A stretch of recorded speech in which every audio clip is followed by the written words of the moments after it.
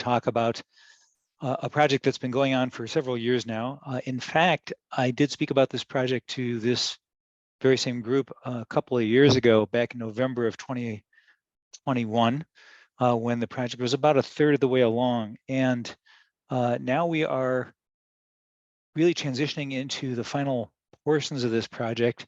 We'll talk about in a little bit about what that means and what's next. But I'm very glad to be here, and I appreciate everybody giving me that opportunity. And I hope we can have a good time and maybe learn a little bit as we go. So the presentation is entitled Man Plans and God Laughs, Lessons Learned from Ahuja Phase 2. So what exactly is Ahuja Phase 2? Well, for those of you who are from Cleveland, you've probably heard of University Hospital's Ahuja Medical Center. That's located over on Richmond Road in Beechwood. And Phase 1 of Ahuja, which opened about 11 or 12 years ago, consists of a medical office building and a hospital tower. And what we have added to that are two entirely new buildings, the South Pavilion and the Drzezinski Sports Medicine Institute. The Drzezinski building is more of an outpatient building. South Pavilion, you'll see what's in that as well. We added about 380,000 square feet of space to the medical center, increased the building size by 68%. So a substantially non-trivial construction project. And of course, along with that, because we moved some of the existing operations from Phase 1 into Phase 2, we now have the opportunity to remodel and enhance the existing building, the existing Phase 1 facility. And we are, for example, putting in a new observation unit where the emergency department used to be. So this is a picture of a rendering, really, of the medical center as it stands today. The existing portions, if you can see my cursor over here, this is the medical office building called Risman Pavilion. This is the existing Ahuja Tower. The hospital tower is over here. The emergency department was right underneath here. This is the new South Pavilion. And this is the new sports medicine building, the Drzezinski Sports Medicine Institute. So what's in these buildings? Well, in the new building, in the new South Pavilion, we have a brand new labor and delivery women's center, the Stephen Laurie Potash Center for Women and Newborns. And we haven't delivered babies at Ahuja prior to this. We've expanded our surgery center. We've added additional operating rooms and a greatly expanded PACU, post anesthesia care unit for people coming in and out of surgery. We moved our emergency department into the first floor of this facility. We relocated our breast center from the Minoff medical building, which is across the highway from Ahuja. And our central sterile processing department was moved over into this facility as well. In the Sports Medicine Institute, we have, of course, sports medicine, physical therapy and rehab, men's health in the Cutler Men's Health Center, and a new MRI, which is down in this section of the building here. Now, I don't want to trivialize this. Sports medicine facility includes, among other things, a 40-yard AstroTurf football field, a full half-court basketball court, a ballet bar, and a large number of weight machines and rehabilitation equipment for fixing sports injuries and improving performance for athletes.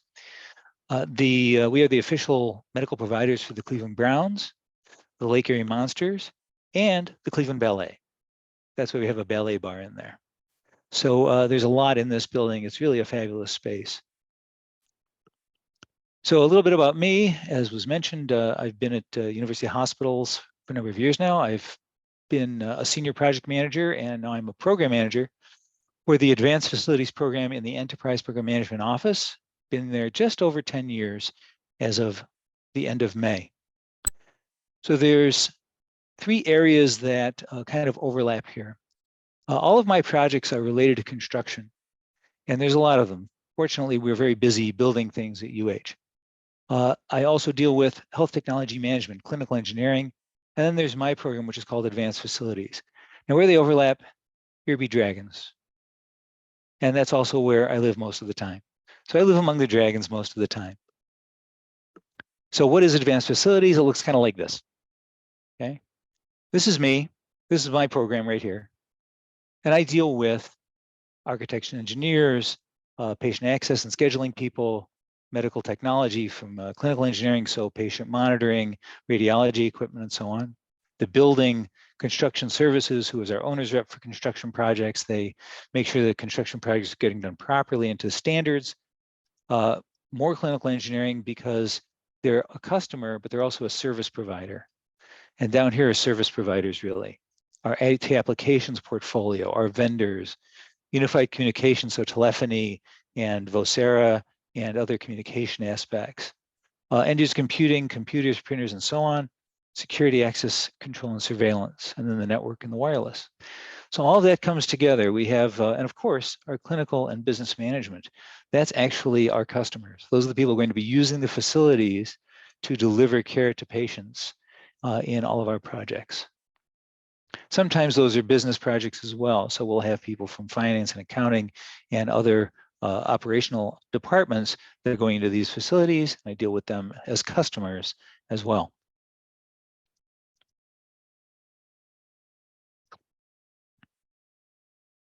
So let's talk about lessons learned. So one of my favorite quotes, this is from one of my favorite authors, Rabbi Moshe Chaim Luzzatto from Italy in the 18th century, in a book called The Path of the Just. I have composed this work, in this case, this PowerPoint presentation, which Rabbi Luzzatto never said, not to teach people what they do not know, but to remind them of what they already know and which is very familiar to them.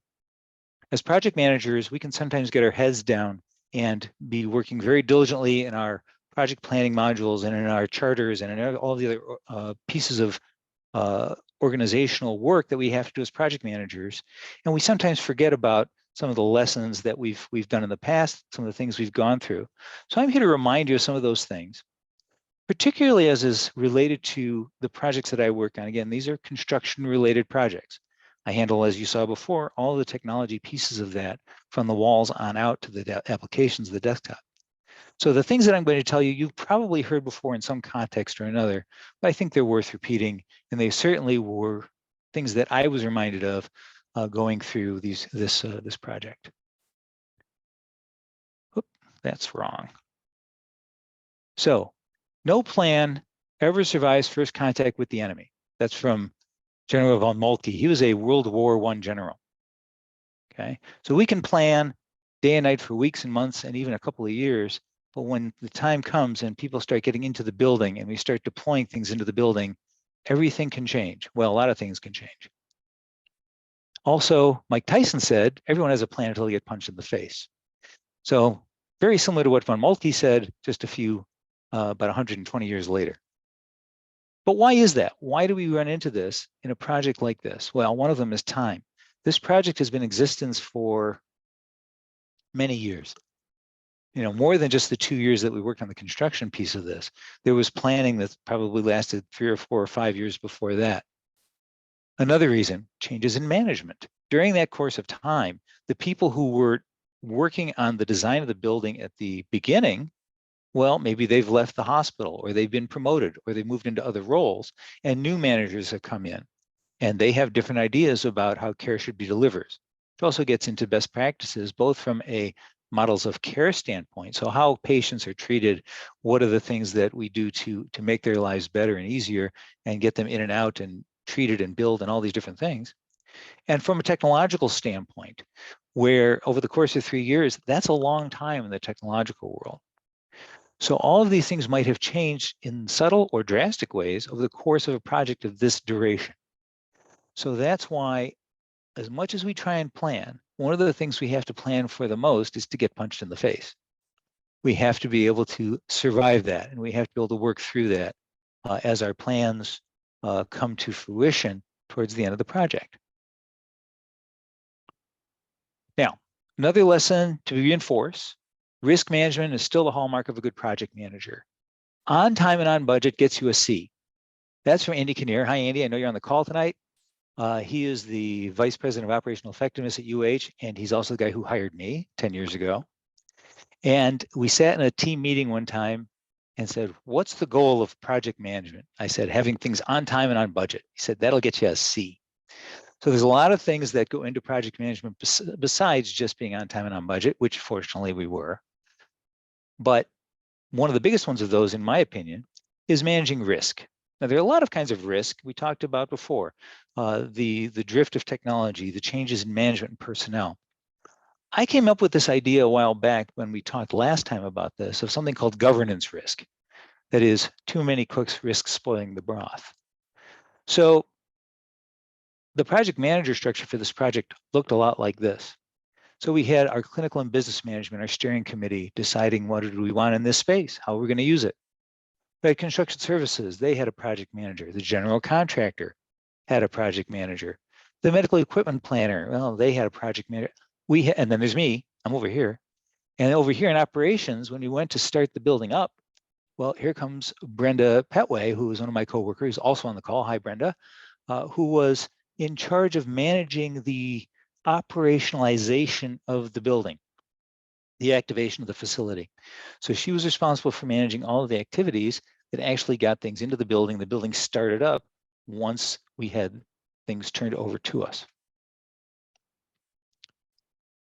So how did we get around that? Again, strictly through good planning and understanding that major construction project is a team sport. So building the team starts on the first day. As soon as we are given our marching orders, here's a building that's coming along, we're going to start going through the design and so on, we immediately start involving all the people who are necessary to make this a success.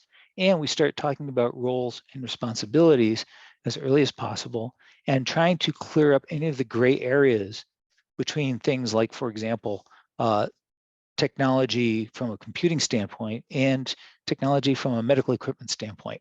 Who's responsible for which, and what about that overlap?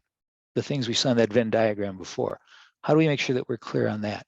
How do we make sure who's responsible for things like, one of them we ran into was, who's putting up all the television monitors in the building? There were probably 200 flat screen TVs scattered about the place, serving various purposes. And well, at first we weren't sure who was responsible for just even putting them on the walls, let alone getting them programmed and getting them operational. So that was one of those things that between construction services and various departments in IT, we had to figure out. Now, another note, composition of the team can change throughout the project, as I mentioned, from the management all the way down to people in the field. One of the things that happened, and this was kind of fun, while we were going through the design and development of this project, even though we knew it was coming at the beginning of design, well, we decided to go to Epic. So Epic, as I'm sure many of you have heard, that's a very popular industry-leading electronic medical record program, highly integrated. Everything that you could do in getting a patient scheduled, registered, treated, and documented, billed, and claimed to insurance, all that can be handled through Epic. Well, it was a major change, a huge lift on the part of IT to be able to make that transition. So there were a lot of people who, in many aspects of my support staff, so to speak, my team, that were going to be diverted to work on Epic. Well, that meant that we had a lot of people coming in as contractors from other departments and so on, coming out of the project to handle some of the things that the original people were originally handling. So that's one of the things you have to be prepared for and have to anticipate, is that the composition of the team is going to change throughout the project. And the way that you can mitigate that particular risk is making sure that everything is written down, making sure that everything is clear as far as what exactly it is we're trying to accomplish. Another key point, Ronald Reagan said, surround yourself with great people, delegate authority, and get out of the way. It's a very important point, a very important lesson to reinforce, is that you have to build a good team. You have to give them the opportunity and the power to do their job. You have to empower them. And then you have to stand back and let them do it. Now, again, one of the things we've learned in the past is that empowering people is a great thing. But if you think it's going to lessen your burden as a manager, you're mistaken. That's been proven time and again. Empowerment is great for the employees and increases the burden on the manager. And that's okay. That's one of the keys to success to a project, though, is to have good people and make sure that they have the power to do their jobs. And then if they need you, they'll call you, they'll escalate to you, they'll make sure that they can make connections with the right people to make sure the questions get answered and roadblocks get removed. Now, there needs to be a head coach. It's not the project manager. Project manager is often the quarterback, to carry my football metaphor a little further along. So, I'll be calling the plays and I'll be making sure that things are moving forward. We're marching down the field. We're trying to get to our goal, but it's really the head coach who sets the strategy for the football team. And in our case, there has to be someone who has responsibility for this project from an operational and a management standpoint. And that's something that every once in a while can be a little bit lacking on some projects, especially when we have for example, a medical office building where there are 10 different practices moving into it. Well, who really owns that building? Who's in charge of that building? That has to be established.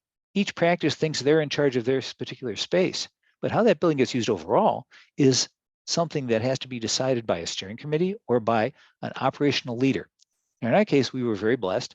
We had Percival Kane, who was the new chief operating officer over at Ahuja Hospital, came on partway through the project and really took charge and is a very decisive, great leader and a person who really understands how to work with the clinical management and clinical leadership and make the decisions that have to be made. So he was our head coach. He had a great staff too. He had a number of people he was surrounded with to do his job, but we had that, and that was very powerful lesson for this project. And again, it wasn't me. Now, next lesson on a construction project. The real work begins when the general contractor hands over the keys. Now, if this is a software development project, it might be when the vendor says, okay, we're done. Now you can go use get the software configured and use it in your environment. There are many other examples of this. And by the way, general contractors are free to argue with this. Okay. Now, there's a lot of work that the GC does, and they're very important people, and they really have a lot to do. And again, we have to stay out of their way and let them do it, and not bombard them with changes, and we have to make sure that we control scope around them. But once the building is complete, that's when everybody gets into the space, and we run into what we talked about before, about getting punched in the face, about the plan getting disrupted because people suddenly got into the space. Now, it's understandable. I've been doing these projects for a long time. I can look at a floor plan and conceptualize pretty well how it's going to look when it's built, pretty well. Some people are much better at it than others. There are architects and engineers and builders who can just visualize the heck out of this and really understand how that's going to look. Clinical people, that's not their training necessarily. So they can look at it and it will seem a certain way on paper. But when it's finally built and you realize that this space is actually this big when we thought it was this big, or vice versa, and that printer's not going to fit over there, and that Sharps container is out of reach, and that door, it's got to open the other direction. Once you get into the space and really start living in it, that's when the real work of activating the building and getting in and making things work begins. Now, the key to success for that is, as the project manager, to fight tooth and nail to get enough time for that real work. And this is something that Brenda was great about, was very helpful in facilitating that in her role, and that I had to push for because of my experience with it. But it's very important to allow enough time for things to get activated, if things get turned on and configured and filled as far as the building or put onto the walls and as far as the computers and everything else. It's very important to emphasize to the powers that be that we need this much time to do this. And by the way, it's never enough time. But we can get very close. We can get all the things prioritized properly so that we get things moving into the point where we can accomplish the goals of a medical facility in this case. But that's one of the things we have to do, is just advocate the heck out of having enough time for activation. Okay. Very important to remember who the customer is. Okay. And sometimes we have to advocate for that customer. And the customer in the case of a medical facility happens to be the doctors and nurses who are caring for patients. It's also the business side of the fence, Absolutely, because they have their eye on the bottom line, and they have to understand what's the revenue going to be, what's the impact revenue going to be if there's a delay, and if we can't open this particular facility on time, and so if we make these changes, what's it going to cost? So at the same time, if a doctor comes to me and says, I absolutely positively need this, or I can't treat my patients, then I have to listen to that. And I have to be able to present a reasoned argument to the business management to make sure that that can get accomplished, keeping in mind that we have to protect the project plans as well. Okay, so we have to balance the needs of the clinical customers and even the business customers with what do we have in the project plans? What are our timelines? What are our budgets? We have to balance that. And one of my favorite parts of my job in my particular role is solving problems, is acting in a consultative fashion, working with the people on both sides of the fence, all three, the business, the clinical, and the technology management sides and technology teams, to brainstorm and come up with solutions to problems, and then make sure that they will work, and we stress test them and we look at them from different angles. I love that part of the process, and I think that it's one of the values I bring to the table, and it's a great opportunity to really work with really smart people to get through some of these things. So ideally, we want to do both of these things. We call that alignment, right? So the needs of the clinical and the business side have to match with what the project is doing.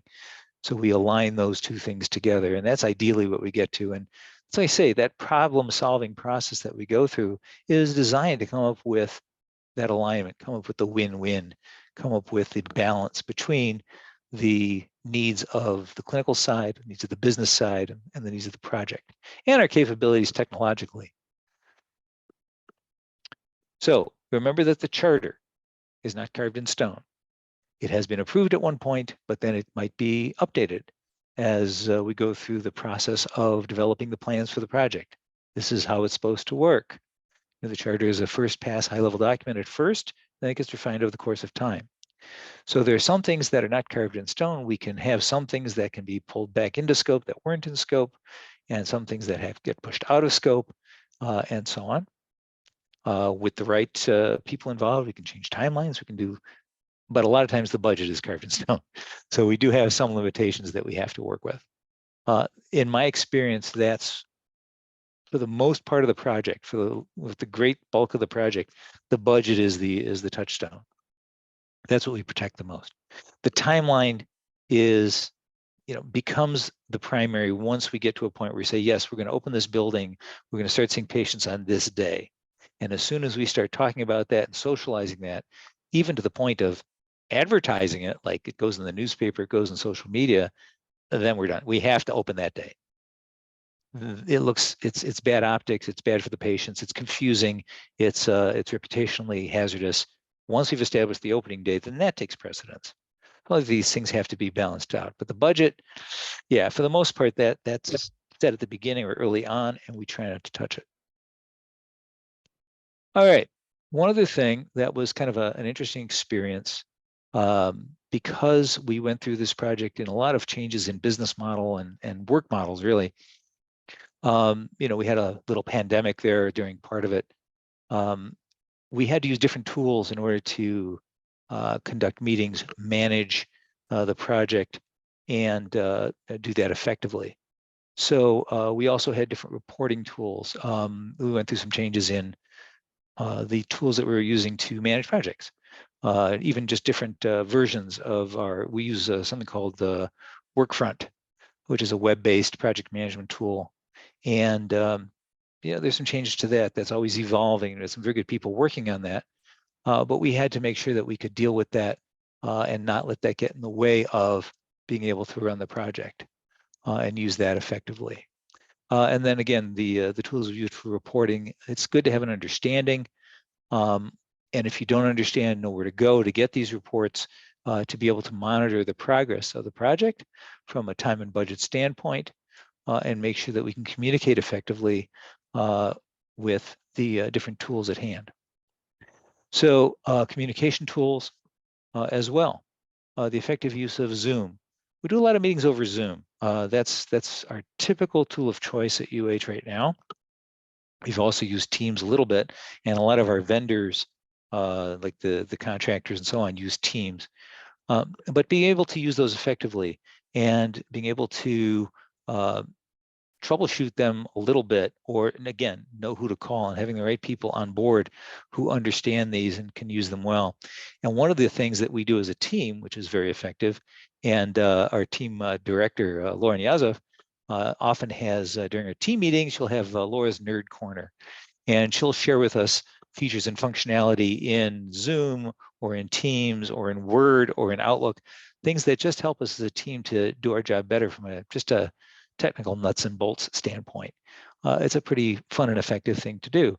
But as a project manager in today's world, we have to be able to understand how best to use these communication tools. When we went through the opening of the facility a couple of weeks ago, and this is really just, we opened on the 27th of June. We opened the ED on June 5th. We opened the rest of the building on June 27th. And that was all according to plan, by the way. We planned that. Even to the point of it being a Tuesday, because Mr. Kane doesn't like to open buildings on Monday. He thinks it's a bad idea to go live on a Monday, so we started Tuesday. Anyways, we had a set of meetings set up every day for the first 2 weeks. The first week we had 4 meetings a day. We had a meeting going all day so people could chime into that. We had a meeting 4 times a day to work on issues and problems and escalations. We had a chat session going on in the background so people could communicate that way. And of course, we used email to communicate as well. So we brought all of the communication tools to bear that we could during that activation time. Worked out pretty well. We got a very good response from everybody as far as we had people from the technical teams as well as people from the practices who were involved in those calls. And I think they were pretty effective. I think, and of course, when I wasn't there a couple of times, Brenda took over for me on those, and she did a great job. I like to think that part of it was the structure of things, how we had things set up, but she was very effective in her role as well. So being good with the communication tools, very important in this day and age. And again, same thing with information sharing, SharePoint, which I should know better than I do, but we use that. And we use Teams as well. And Teams document sharing was a big part of what we used. Again, you have to familiarize yourself with these things or have people who understand them so that you can be effective in this day and age. The tools are there to make things easier, to make you more effective as a project manager and as a leader on your projects, to learn how to use them. Now, again, don't reinvent the wheel. If you want to do experiments, if you want to try new things, fandangle things, that's great. Do it early in the project, then leave it like that. Don't start throwing in new technologies and new things at the last minute. Unless you've got it really down and you know they work really great, just don't abuse your team like that by throwing new things at them last minute, especially when we're getting towards go live. Okay, human factors as far as lessons learned. Very important, express gratitude. It's important to let the people on your team know how valuable they are. And you can't say it enough. Thank you to everyone for doing what you do. Express this kind of gratitude. I can't emphasize it enough. It's very important to keep people engaged. It's very important for people to understand how valuable they are. This can be a very difficult grind going through a project of this magnitude for this length of time, especially as I pointed out with the rollout of Epic going on right in parallel with this. So many people pulled in so many different directions. And it's not just the software people who are affected by that. All of the hardware had to be looked at and touched by the hardware teams as well to be ready for Epic, which we're in the middle of rolling out. So everybody's stressed, everybody's being pulled in a bunch of directions. People worked late, people, missed meals. You got to say thank you. That's the least you can do. We also have a system, a formal system called UH Appreciates. We can send points to people. They can trade those for valuable prizes. It's nice. And it's nice to do that. It's important to do that. and as much as possible, express gratitude and give praise. Somebody does something right, make sure that everybody knows about it. Make sure that everybody knows that they had a success. Another feature of our team meetings in the EPMO, the first thing on our agenda is to talk about successes. And we carry that over. We had weekly meetings that Brenda led for activation, talking about how we're going to get into the building, what's going to go where and when. A huge undertaking with hundreds of people involved. And the first thing on the agenda there was talking about successes. And we talked about successes not just from the project standpoint. People brought in personal successes. I was famous for it because my son got married in the course of things. People had babies in the course of things. We had several project babies that were that were born during this project. And so, they can be personal successes, and you want to call people out. You want to give them praise and make sure that they know that they are appreciated and that they're doing a good job. Recognition, and very important to never invalidate. If somebody comes to you and says, I'm upset about this, the wrong answer is always, oh, it's nothing. It's never nothing. It's always something. And it's, not strictly, I don't even know if you can find this in the PMBOK, but as a project manager and as a leader, it's very important to make sure that a person is heard and seen and that their attitudes are accounted for a lot of reasons, not just because it's the right thing to do as a human being, which it is, but also because that can negatively impact your project. I don't mean to be crass, but that's a true statement. If someone is angry or upset and isn't being heard and isn't being listened to, and their idea is poo-pooed or their feelings are poo-pooed, they're not going to work well for the project. And they're going to inoculate everyone else with that negativity. And it's on us as leaders to make sure that that doesn't happen however we can. Now, we are not psychologists necessarily. I mean, some of us may be, but I'm not. But we're kind of wise and we're looked to as leaders. And that's something that we have to try and do, is make people heard and seen and that their needs are attended to. Somebody says they have to, oh, I got to go on vacation, but I can't because make sure they get to go. Make sure they get the time off. Make sure that they don't get overly stressed, and make sure that you can, of course, backfill that position on your project if necessary, or that they are taking care of that for you, but account for it. People need that kind of stress relief. And of course, be a listener. This is one of the things I've always struggled with. I'm a good talker.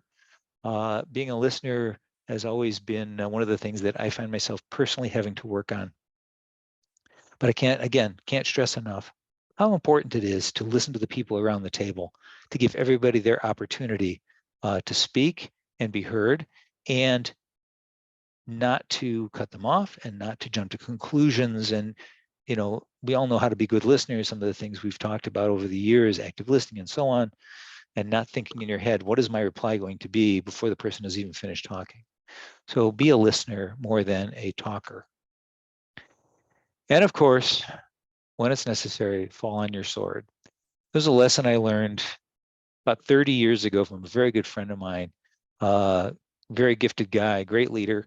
One of the things that sometimes you have to do as a project manager, if something goes sideways, take responsibility, communicate that. Make sure that the people who are your sponsors, who is your head coach, right? Make sure that they know that what's going on, even if it means the project is in the red right now because something wasn't accounted for or something was taking longer than it should have.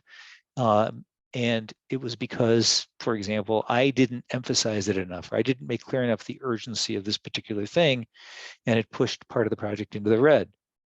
I have to stand up and say, this is on me. Now, if it's not on you, that's okay. You don't necessarily have to say that it's on you, but you have to work with whoever it is on to get that fixed. And you have to communicate even bad news. Along with risk management, communicating bad news is one of the big skills of a project manager. It's not something we look forward to, obviously, but it's something we have to get good at sometimes. Okay. So what are the results? What happened? What finally came out of all of this? We opened the new facility on time and within budget, so I got a C.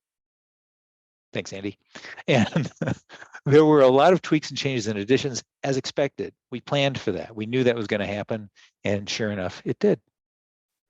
The new ED had a remarkably smooth transition thanks to a lot of Brenda's work. I can't emphasize that enough, how much she and her team took charge of the activation piece. We had a great partner that we worked with, a company called RSI, and who's done this a lot for us. They've filled up our buildings and gotten them operational. And she worked with them and with all of the people involved in who are going to be working in that building. Every team was represented with multiple people at these meetings. And so the ED was first, and it was very smooth transition to the new ED. And all the new practices opened with no major issues. When I say major issues, we didn't have to turn away patients. We weren't prevented from treating anybody. And even things like billing, some of that lagged a little bit just because of some communication and paperwork things. But eventually all the claims went through, all the charges went through. And there's a bunch of minor things. And that's what those touch point meetings helped tease out and resolve in a smooth fashion. And we continue to work on some of those even today, and we probably will, probably through the course of the rest of the project, just some little things just getting worked out. The new service lines working as expected. So the things that were not at Ahuja before and are there now are working as they're supposed to. We have babies, lots of babies up in the Potash Center. And I am inordinately excited about babies. I love babies. And so that's one of the cool things about this project. And we have, I think, for the most part, satisfied customers. People are pretty happy. The patients are happy. They seem to be. The clinicians are enjoying the new facility in a lot of ways, and I think are pretty satisfied with how we did as a project team. And that's really what we hope for, is to have them satisfied and continue to keep them satisfied over the course of time. That's where we're at.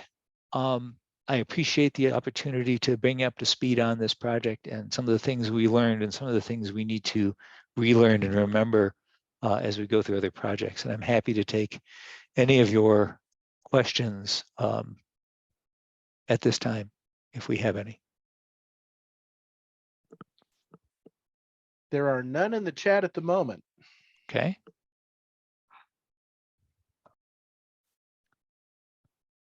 All right.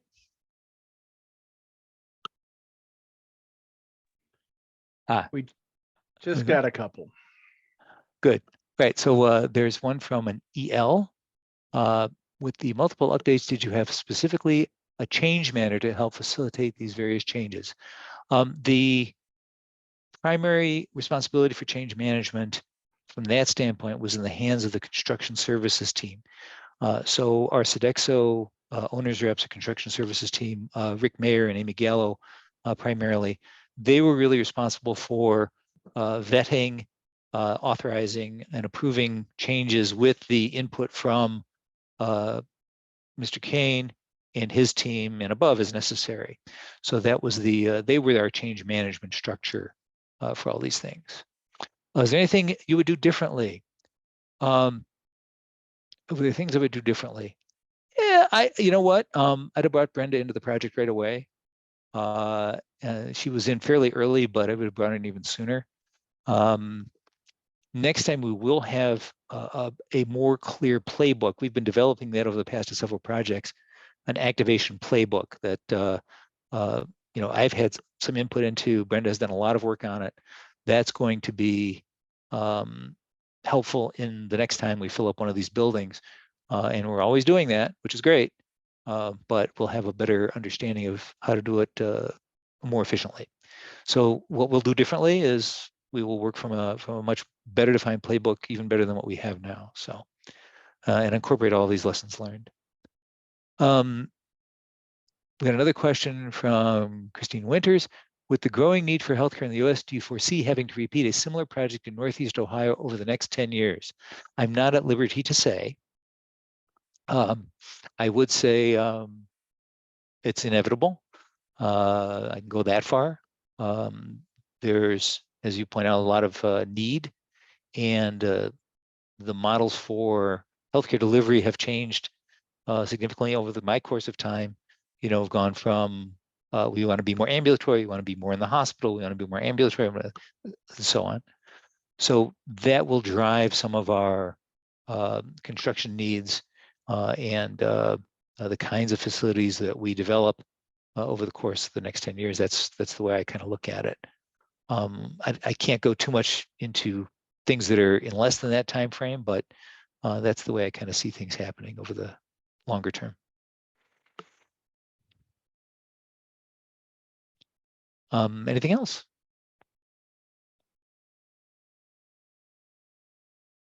Okay. Again, I appreciate the opportunity. I always, as I said, I best try to be a listener, but I love doing the talking. So I have to admit. So I appreciate the opportunity and the time.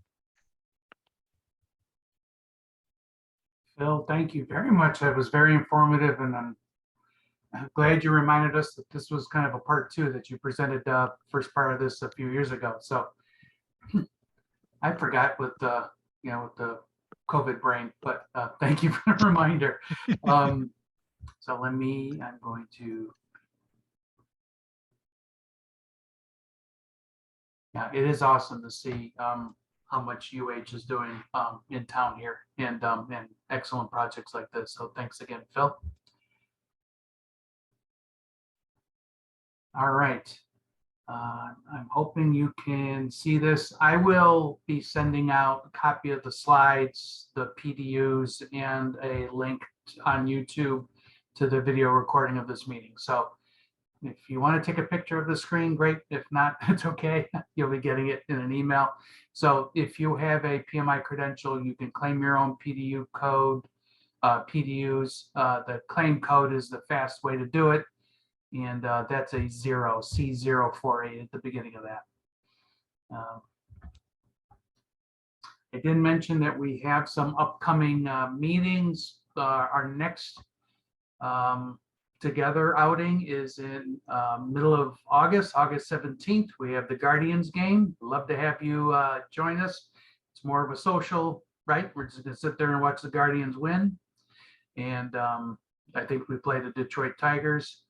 And in September, I want to say September 8th, we have a golf outing, another social event, so we can get together and play some golf. And it doesn't matter how good you are of a golfer. You can be terrible, you can be incredible.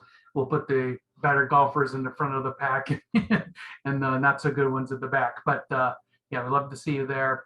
And then we are lining up a number of regular programs like this one starting in September. We've got Project Manager of the Year event. We do have our annual chapter planning meeting in October. We'll have International Project Management Day, November 2nd, the first Thursday of the month. So we'll have monthly programs, at least one a month, maybe even two, through the end of this year. So appreciate you taking advantage of the opportunities that we have here in the local chapter. And we're always looking for presenters and speakers like Phil. So thank you again, Phil. Not only have great stories to tell, but a good way to get your name out there. My pleasure. Thank you very much. All right. Other ways to keep track of your PDUs, PMI Projectified had a really good podcast this morning on your personal brand, and Velocity Teach has a good Manage This, and projectmanagement.com has great webinars too.